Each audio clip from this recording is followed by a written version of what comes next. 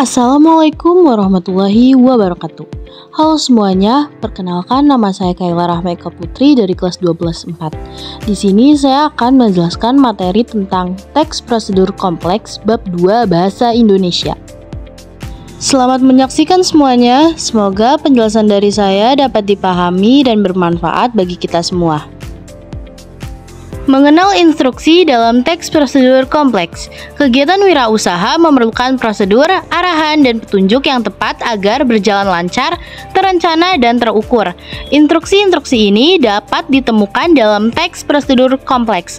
Fungsi teks prosedur yaitu untuk menggambarkan sesuatu yang dilakukan secara lengkap melalui serangkaian tahapan. 1. Pengertian dan tujuan teks prosedur kompleks.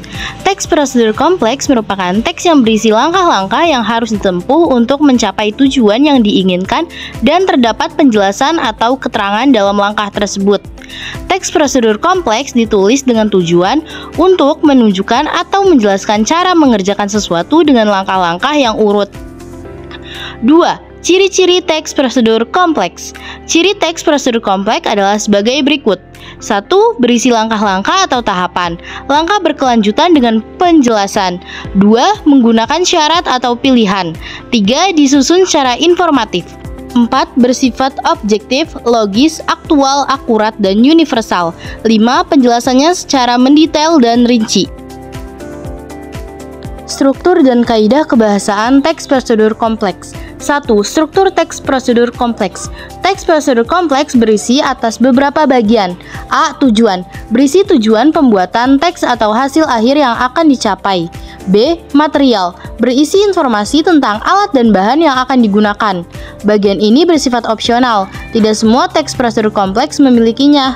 Bagian material biasanya ada di resep masakan, cara merakit komputer, atau membuat kerajinan. C. Langkah pengerjaan. Berisi cara-cara yang ditempuh untuk mencapai tujuan. Bagian ini disusun secara berurutan. Ada 3 kategori pembahasan pada isi suatu teks prosedur kompleks. 1. Teks yang berisi cara menggunakan alat, benda, maupun perangkat lain yang sejenis. Contohnya, cara mengendarai mobil secara manual dan cara menggunakan komputer.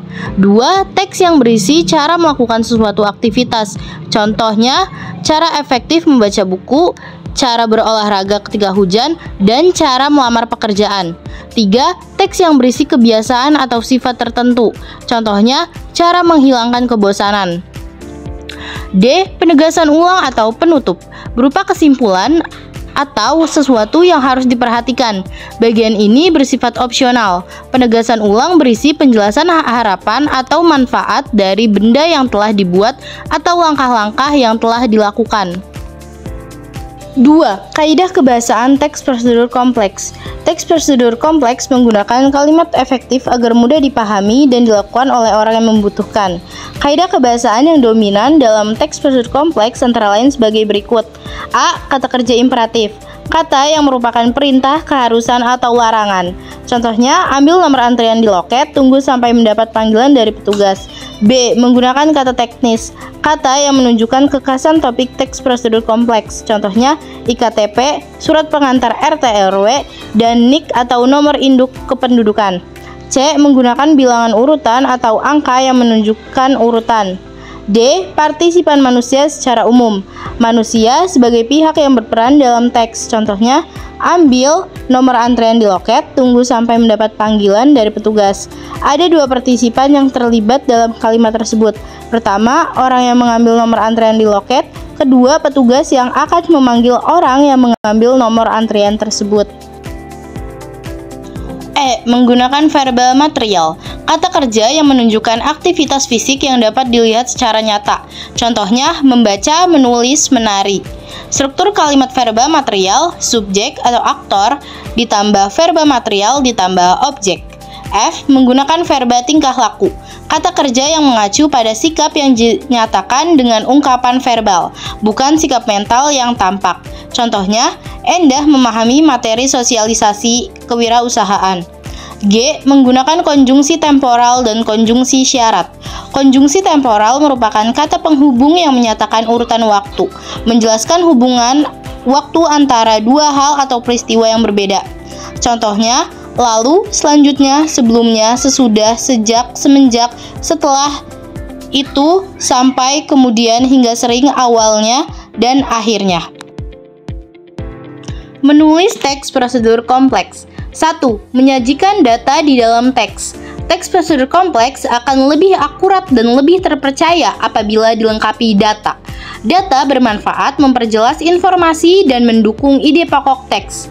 Data dapat disajikan dalam berbagai bentuk, misalnya bentuk grafik, plot, dan diagram. 2. Tahapan menyusun teks prosedur kompleks. Perhatikan tahapan menyusun teks prosedur kompleks berikut ini. A. Menentukan topik yang dikuasai dan bermanfaat untuk pembaca. Misalnya, cara belajar efektif, cara menggambar menggunakan aplikasi, atau memasak rawon. B. Mengumpulkan bahan yang dapat diperoleh dari pengetahuan, pengalaman langsung, maupun bacaan sebagai sumber inspirasi. Misalnya, melalui internet, buku, surat kabar, dan majalah. C. Mengumpulkan informasi dan mengolah data dengan langkah sebagai berikut. 1. Membaca informasi secara intensif. 2. Mencatat bagian-bagian penting dan relevan sesuai topik. D. Menyusun kerangka teks sesuai struktur berdasarkan catatan hal-hal penting. Kerangka dibuat lengkap, sistematis, dan menggunakan pola yang tepat. Misalnya, menggunakan pola kronologis atau pola penting tidak penting. E. Menuliskan teks prosedur kompleks utuh berdasarkan kerangka dan memberikan judul. Penulisan teks prosedur dengan memperhatikan ejaan dan kalimat efektif. F. Membaca teks dan menyuntingnya hingga mudah dipahami oleh pembaca. Terima kasih telah menyaksikan semuanya. Semoga materi yang saya sampaikan bisa bermanfaat untuk kita semua ya. Wassalamualaikum warahmatullahi wabarakatuh.